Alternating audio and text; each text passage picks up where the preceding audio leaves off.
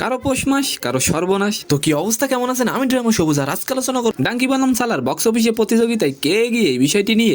কথায় আছে কারো পৌষ মাস তো কারো সর্বনাশ। প্রবাসের সালার আর শাহরুখের ডাঙ্কি ছবির ক্ষেত্রে প্রবাদটা একবারে যথাযথ। আপাতত দেখে মনে হচ্ছে সালালের কারণে ডাঙ্কি সর্বনাশের পথে হাঁটছে।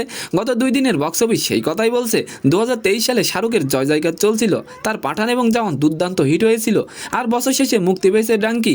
বাট সালারের থেকে অনেকটা পিছিয়ে আছে ডাঙ্কি। ডাঙ্কি মুক্তির প্রথম দিনে মাত্র 30 কোটি ইনকাম করেছিল, অপরদিকে সালার ইনকাম করেছিল 95 কোটি রুপি, আর বিশ্বব্যাপী ইনকাম করেছিল 175 কোটি রুপি। তেলেঙ্গানা আর অন্ধ্রপ্রদেশে সালা 70 কোটি ব্যবসা করে। প্রথম দিনের আয়ে সবাইকে ছাপিয়ে সালা সবচেয়ে বেশি ইনকাম করেছে। প্রবাসের জাদুতে শুধু দক্ষিণই নয়, সারা দেশ মোহিত, তার প্রমাণ পাওয়া গেছে বক্স অফিসে। এতদিন মুম্বাইয়ের মারাঠা মন্দির শাহরুখের দখলে ছিল, বাট সেটা এখন প্রবাসের দখলে। সব থেকে এটা স্পষ্ট, শাহরুখের আর হ্যাট্রিক করা হলো না, কিন্তু সালারের হাত ধরে প্রবাসের কপাল খুলতে চলেছে। তো আজকের ভিডিওটি কেমন লাগলো অবশ্যই কমেন্ট বক্সে জানাবেন, আর ভিডিওটি যদি ভালো লাগে অবশ্যই একটি লাইক দিয়ে আমাদের চ্যানেলটিকে সাবস্ক্রাইব করে দিবেন। ধন্যবাদ।